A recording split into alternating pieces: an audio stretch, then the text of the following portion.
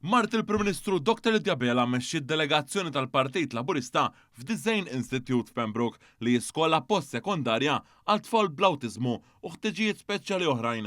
F'din iż-żjara fejn kienet akkumpanjata mid-deputat mexxej Laburista Elix Saliba u l-kap eżekuttiv Leonid McKay, Dr. Bela rat ix-xogħol li sar fl-aħħar 6 xhur biex din l-istituzzjoni edukattiva bdiet tilqa' mal-45 student li qed jieħdu tagħlim vokazzjonali bi programm speċifiku.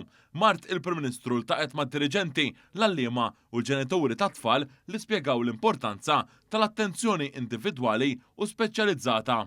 Kolma, dik hija l-kelma li tiddeskrivi l-esperjenza li kelli hawnhekk illum, esperjenza li rrakkuntaw miegħi kemm l-amministrazzjoni kif ukoll il-ġenituri ta' tfal bl-awtiżmu skola li tilqa' fiha żgħażagħ bejn 16 sa 22 sena.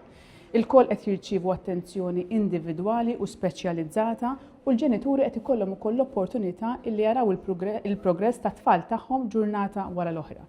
Id-direttriċi tal-Fondazzjoni Hand in Hand, Emily Vassallo, spjegat li bl-appoġġ tal-Gvern qed iħallas għas-servizzi kollha lill-istudenti setgħu jinvestu f'din l-iskola li tiflaħ tilqa' fiha mal-100 student filwaqt li hemm ħsieb li jinfetħu żewġ ċentri oħrajn simili fis-snin li ġejjin.